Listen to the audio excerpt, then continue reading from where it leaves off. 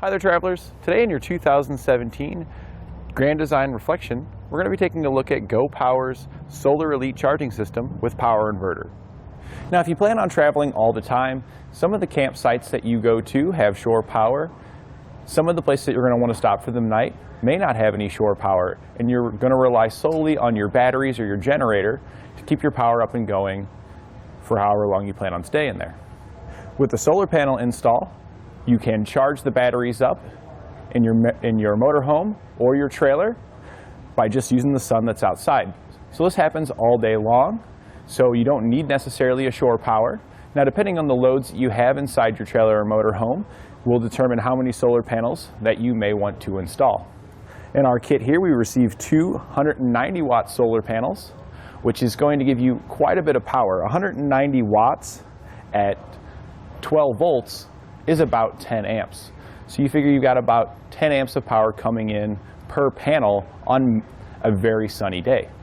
Now, 10 amps is going to be enough to run some of your smaller appliances and even some of the medium-sized ones. So if you've got a small fridge, you could potentially use it to keep your items cold throughout the day while you're out exploring. Or if you're going to be spending the afternoon back at the campsite or just going to be hanging out around, maybe you got a TV on the side, you could use your solar power just to power your TV there without having any shore power. But now if you want to go completely off the grid and have enough to power your air conditioning unit, maybe your TV, your refrigerator, multiple things all at the same time, you could add more solar panels to it. And with this kit, you've got everything you need to add more panels. You simply just have to put them on top of your roof and then just plug them in line with your existing solar panels. Most of your solar panels come with cables to get them plugged in, but if you need extensions, depending on the layout on your roof, we have those available at etrailer here. And since this kit comes with an inverter, it's going to be a great starting point to get an entire solar panel set up on your motorhome or your trailer. Each panel you'll receive comes with an aluminum frame and all the mounting hardware that you'll need to get it installed on the roof.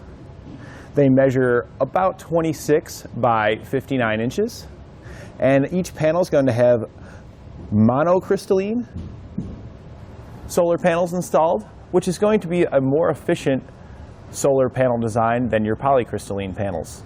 So what this means is that a monocrystalline panel will harness more of the sun's energy than a polycrystalline panel would.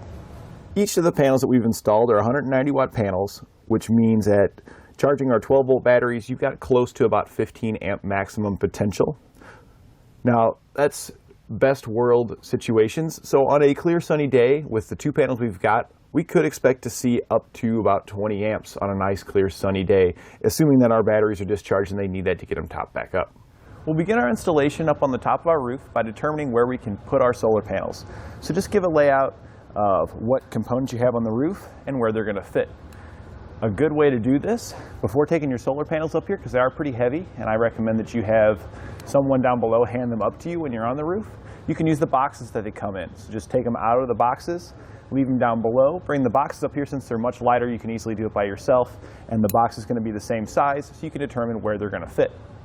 Once you know where you want to place your panels on the roof, you want to install the brackets on the bottom. I've already got 3 of them installed. I'll get the hardware out. Another thing I want to mention about locating your panels is that you want to stay away from the front. You want to be at least 3 feet from the front where it starts to crest and angle down, as that wind coming up could potentially damage your solar panels if you're too far up. Take the brackets out of your kit. You'll take the bolt that comes included with them, put a flat washer on it. This will slide down through the slotted hole in your bracket, and that'll slide down through the holes in your solar panel. There are multiple holes. We're going to use the outermost holes, so the ones closest to the corners, because we have a total of 4 we'll be installing, 1 in each corner. Once you slide it through the solar panel on the bottom side, we're going to place on a flat washer followed by a locking nut. Once you got it started, you can tighten them down using a 7/16 wrench and socket. And we're just trying to keep our bolts centered in the slot if we can. Doesn't need to be perfect, and then also trying to keep our bracket flush with the side here so that way it sticks straight out.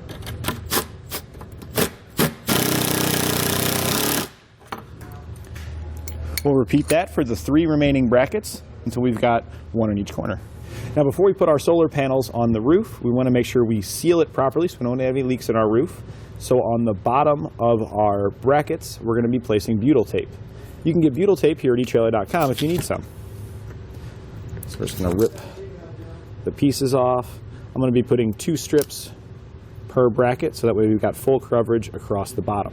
The main goal though is to ensure that the screws that we run down in the roof don't cause any leaks. While you're getting your butyl tape, another sealant we're going to be using afterwards is self-leveling sealant, which you can also get here at etrailer.com. We'll be going over the top of our brackets at the end, so you might want to pick that up as well. We're going to repeat this for all of our brackets. Now that we've got all of our brackets covered in butyl tape, we're going to be putting our panel in place. Make sure you use your cutters to cut your wiring beforehand, because it's very difficult to get underneath the panel since there's not a lot of room to really fit your arm or hand underneath there. And then make sure you take your wires and just keep them out. There's a lot of different ways you could route them depending on where you put your panels. You just want to make sure you can access them once you've got your panel down. So we're going to be putting our panel right here. So we're just going to go ahead and flip it over.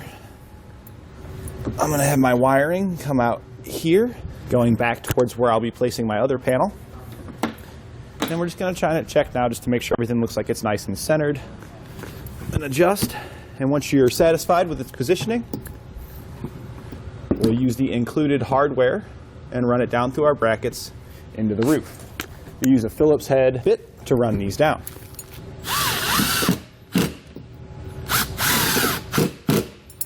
We're going to repeat that for the 3 remaining brackets. Once you've got them all run down, we'll take our self-leveling sealant and we're going to completely cover the top of our brackets. So each one, we're going to go all the way around the outside.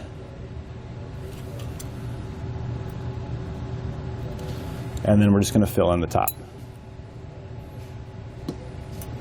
And this will completely seal our roof back up so we won't experience any leaks down the road. We're going to repeat this for each bracket. Once you've completed your panel install, we're going to repeat that for our second panel in whatever location that you've chosen. Once you've got that done, we can start plugging our panels in. Included with your kit, you're going to receive 2 short cables and 1 long cable. Now, depending on where you decided to place your panels and where your entry point is to go inside your motorhome, you may need to purchase additional extensions, which we have available here at etrailer.com. We're going to be using our short cable here to connect our 2 panels together. We'll simply take one end. It doesn't matter which one you choose. We're going to plug it in to one cable, because you can see one's going to be male, one's going to be female, so you really can't do it wrong. The other end here, we're going to bring it over to our other solar panel. We'll then match these up and plug these in. So now what you should have is you should have one cable that's female on one solar panel and one that's male on the other, which will be routing up to our entry point and inside. If you get a little bit of sealant on there, you can just wipe that off. It's okay. This is what your cable entry plate will look like. If you have solar prep, you'll already have this on your roof. If you do not have solar prep, you won't see anything like this and you'll need to add one. One of these entry plates do not come with your kit, but we have them available here at etrailer.com. And all it really is just a plastic bracket that your wires will fit in. These look just like the ones on the solar panel, so that way we can take our solar panels, use the cords to plug them in here, and these will go inside. But this is completely sealed, so that way no water can enter in. If you need to install this, you simply just drill a hole in the roof to pass your cables down, and then just like we did with the solar panels, we're going to use butyl tape on the bottom of our bracket here, and then you use the self-leveling sealant around the outside to seal it back up. You'll have a male and a female cable. The cables do come included with your kit, as they are for routing your wiring inside. So you'll already have these. So you just simply slide them through the holes here, and the wires will go down inside.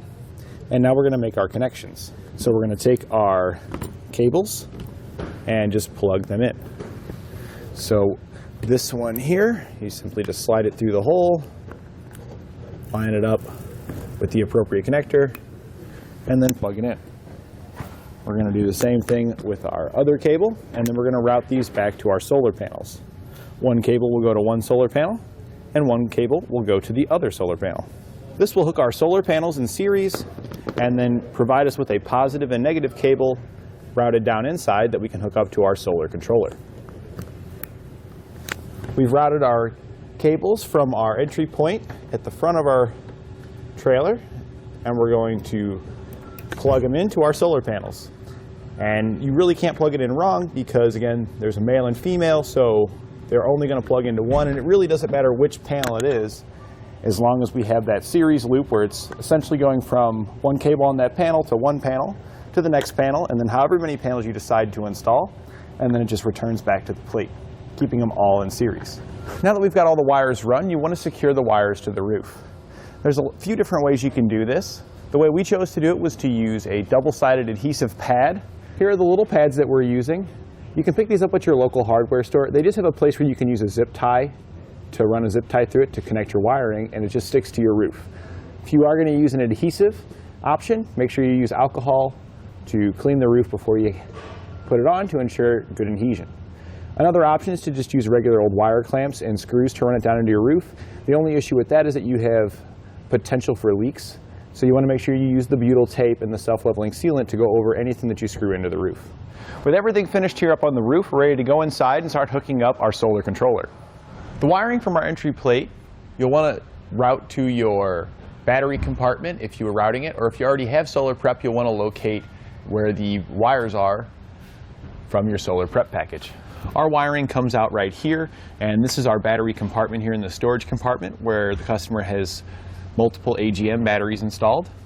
We went ahead and routed this wire across to the other side because that's where we mounted our inverter and our solar controller there. Our wires routed over here. Once you got your wires where you want to install your components, we then need to get our components mounted up. Our inverter, we went ahead and put here, and you want to make sure you've got sufficient space around it.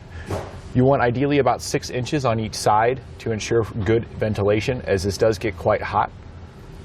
We did take the plate off the side here. There's just a few screws that hold that plate on so you can see the wiring on the inside. And we mounted it up using self-tapping screws.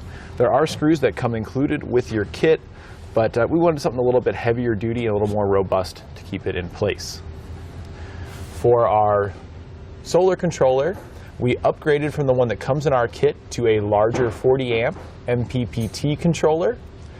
And this has 2 components. So the one that comes with your kit is just going to be a panel you'll mount in the RV. The upgraded one here has a box that's mounted near your inverter, and then it has a panel that's mounted on the inside. So we need to get this mounted up because this is where our wires for our solar panels are going to run. If you're using the one that's included with the kit, then you would run your wires from your solar panel straight to that monitor. We mounted this using the included screws that came with our kit. Another component that you'll want to consider is a battery disconnect for your solar panels. So the wires that ran from our solar panels up top, before going to our solar controller, we go to a disconnect switch here, and then we go to our controller.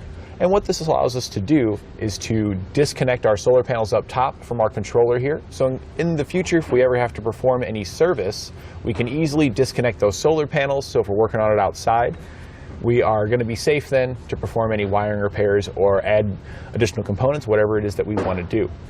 Without having a battery disconnect, you'll have to remove your wires here from the panel if you are wanting to disconnect it. And when you do so, these wires are still going to be live, and each panel can put out about 17 volts. And since you're hooking your panels in series, if you've got multiple panels, you could potentially reach voltage that could cause harm to you. So that's why we always recommend you just put one of these in. You can pick this up at etrailer.com here, and it simply just goes in line between your positive wire and allows us to remove it. We're then going to head onto the inside of our trailer here, so you can see the remote controller, which is going to look very similar to the one that comes included with the kit. This is where we're going to be mounting the control panel for our solar controller. This is the one that we are adding to the kit that doesn't come included. This is the one that does come included with your kit. And really the only differences between the upgraded one that our customer wanted versus the one that comes included is that this is only rated for 30 amps, the other one's rated for 40, and this one is pulse width modulated controlled, while this one is MPPT controlled, which is just a more efficient, better charging strategy for keeping your batteries charged up and ensuring they last a long time. For this panel, all you have to do is just measure out around the back. All I did for this is I just used a paint stick. You can still see a little bit of the paint on there. I just held it up here and just marked around it with a paint stick and then took a jigsaw to cut it out. This can go really anywhere in your RV or trailer.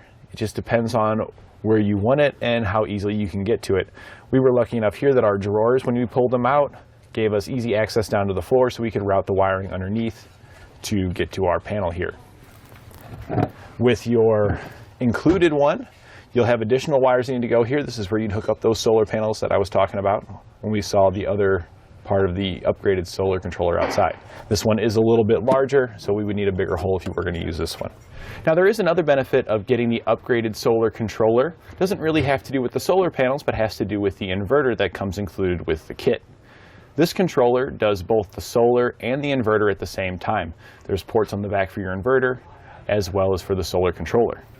With the one that comes in the kit, your solar controller and your panel is all one unit right here, and this is the controller for the inverter, which you would need to mount as well. So this way you've got two if you're using what comes in the kit, or you could get the upgraded solar controller, which gives you one nice, cleaner panel that does everything all in one and is a more powerful solar controller. These are the two wires we're going to be using that'll connect to your control panels. This one here is for your inverter, so if you were using the one that comes in your kit, this would plug into your inverter on the back here, your inverter's control panel. But since we're using the upgraded controller, it's going to plug into the back of the solar controller's panel here. This wire here is just the remote wire that takes the solar controller that's mounted next to our inverter, the upgraded one, and sends information to our control panel here on the inside. So we're just going to plug both of those in, we'll tuck our wires down, and then we're going to route these to our inverter and our solar controller that we have in our battery compartment. This mounts up using the included screws that comes with it. There's also screws that come with these panels in the kit if you're going to use these. So you just simply run those in and that'll hold it in place. Here's the two wires that we had plugged into our controller. These need to route to your inverter, and if you have the upgraded solar controller, you'll need to route this to that as well next to the inverter. These ones, you will need to find your own path depending on where you route it. Our customer wanted his next to his circuit breaker in the kitchen. We've got our wires routed where we want them now. We've gone ahead and slid the panel in, and we're going to use the included screws to keep it secure. Just use a Phillips head bit and run those in. Just want to make sure you don't over tighten these, as a lot of times the paneling inside of your RV or your trailer is very soft and it's very easy to strip it out. So you just kind of run it down until it stops and then don't go any further. Here you can see the hole that we cut in the floor. We're just going to take our wiring here now and just route it up towards the front. These other wires here are going to the circuit breaker that's inside of our trailer. These will need to connect to your inverter. We'll be going over that here shortly. We're going to get these routed up to the front and secured along the way. If you need some zip ties to secure them, we have some available at etrailer.com here. I've gone ahead and routed all that wiring up to where our panels are, zip tied it along the way. I'll go back up and clip all these off here at the end once we've got everything completed. Here is the gray wire that comes from our panel, and it'll plug into the top of our control unit. There's a spot on each side that you can plug this into, and it doesn't matter which one you plug it into. You can plug it into either the A or the B. They are labeled, and again, it doesn't matter. So it just simply clicks right into the top, into the open Ethernet port. Now we've got our solar controller panel hooked up to our solar controller. Our black wire then for our inverter, we routed down over to our inverter box here. And our connection point here, you'll see there are spots right here. One is labeled for your temperature sensor and the other is for the remote. The remote's going to be the one on top or closer to where it says Go Power. So we're just going to plug that in there. And our controller is now connected to our inverter. Now that we've got all our main components mounted, we just need to start wiring it all up. We're going to start with our shore power and our circuit breaker for our 120 here for our inverter.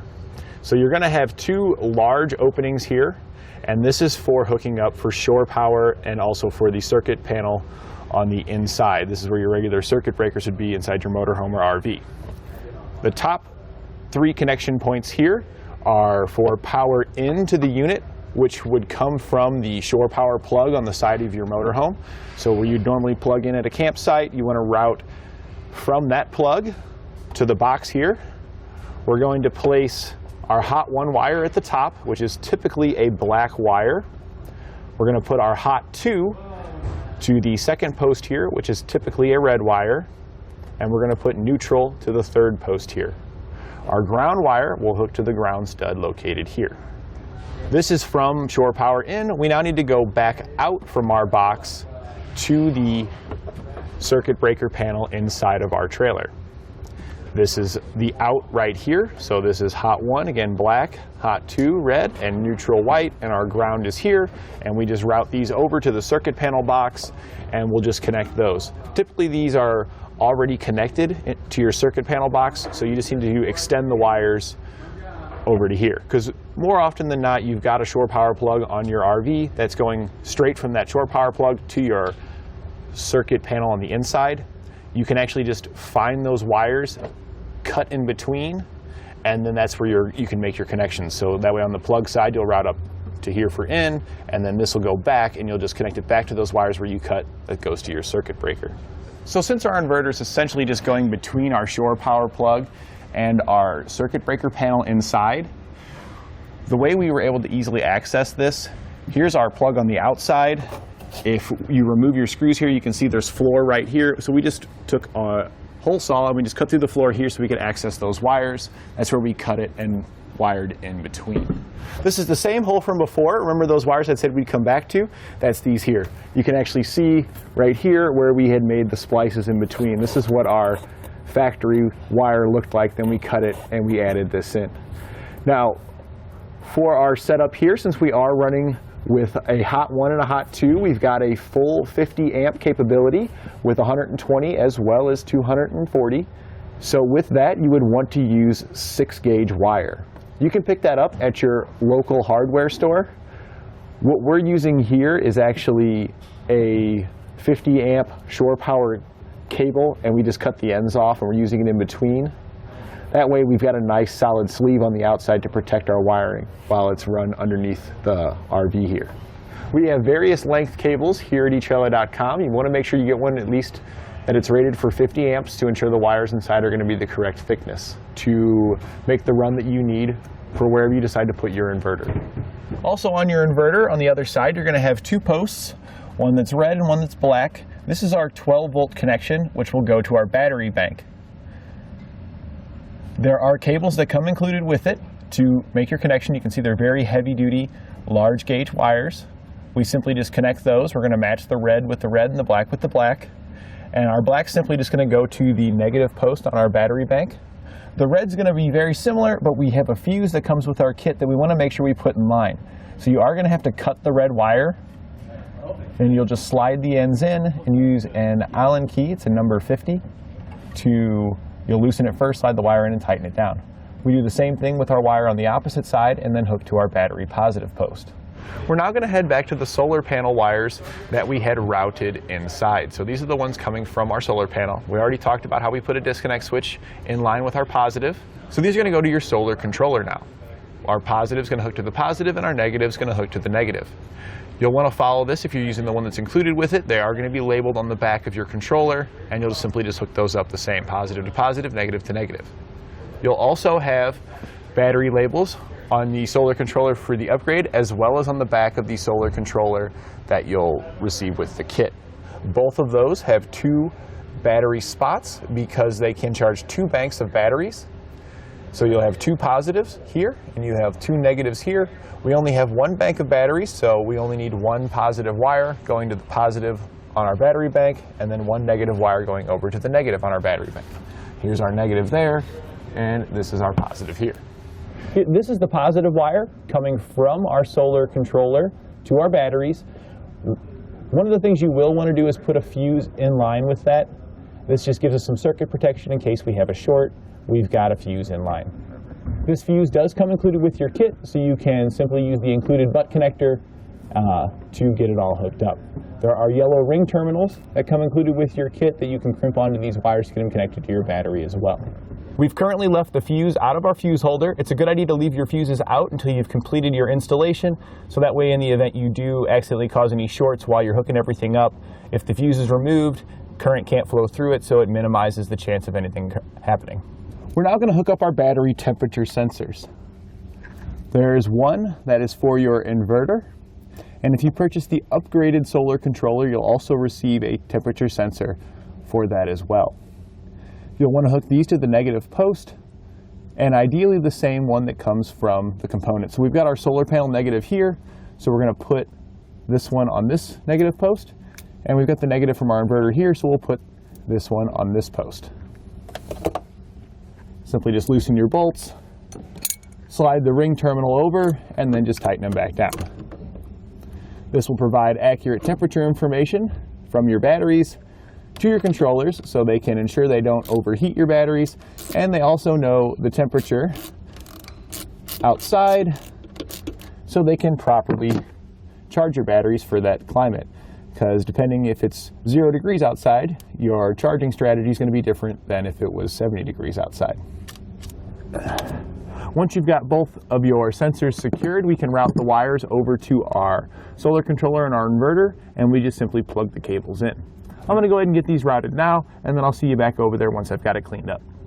We now just need to plug our temperature sensors in. So our inverter cable that we routed over here will plug in right below where the controller cable was. So that just simply plugs in.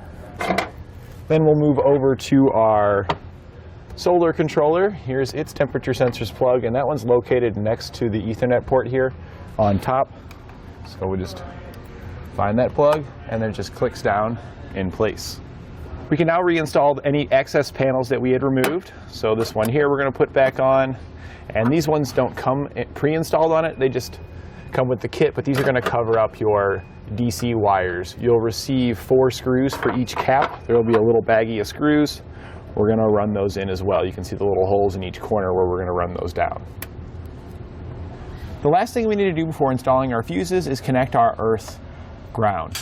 This is basically just a redundant ground that goes to the frame on our trailer or motorhome and connects right here. This looks just like the ones on the inside, and we just take our ground wire. I just routed it to the outside underneath here, and then just use a self-tapping screw with a ring terminal to attach it to the frame. This is just some of the excess black wire that we had that came with our kit, because you do get quite a bit. The ring terminal and self-tapper, though, do not come included with your kit, but we have both available here at etrailer.com.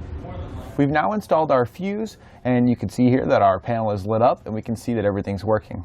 It's currently showing a moon in the top left, indicating it's too dark to charge, and that's because we're inside the shop here. But it will cycle through and show you how many amps it would be charging. Again, it's 0 because we don't have enough solar energy now for our panels. We've got the state of charge. But one of the things I want to point out is here at the bottom where it says AGM. This is the type of battery that your controller thinks you have installed, so it's using that charging strategy for your batteries.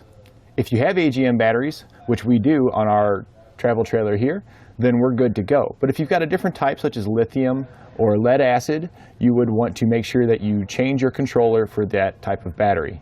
You can refer to your instructions for the appropriate procedure for changing from one battery type to another. Now that we've verified that our solar panel, controller, and everything is operational, we can verify that our inverter is working. There's a power switch right here. It's a little small, tiny black button above the LEDs. You'll just want to hold that down until it turns on. 2 green LEDs is ideally what we want to see. The lower LED is your status LED, and the top one is the mode, whether it's an inverter or a charger, or if it's doing neither. The bottom one being green indicates that the system is working properly and everything is functional, and the top one being green indicates that it's in inverter mode. So inside of our RV now, we should be able to plug something into our 120 outlets and it should work. On our controller here, we can also turn the AC power on and off. That's why we ran that little black cable from the inverter to here. You'll see your AC button. We're going to hold it down. About 3 seconds later, the AC light comes on, indicating that our inverter is on, putting AC power to our motorhome or RV. Let's go ahead and head over to a wall outlet and see if everything's operational. So I've gone ahead and plugged in our fan, and we're going to go ahead and turn it on. And right now we've got our fan working, running purely off of the batteries that are installed on our trailer here. The batteries are going from 12 volts to our inverter. The inverter is stepping it up to 120 AC, and we're ready to go. Now that we verified everything's working and cleaned up all of our wiring, if you had any holes that you had to cut to run wiring through, you want to make sure you fill those back up to seal up your motorhome or RV, so that way you're not getting any moisture or anything inside. We're just going to use some expanding foam to fill these back up.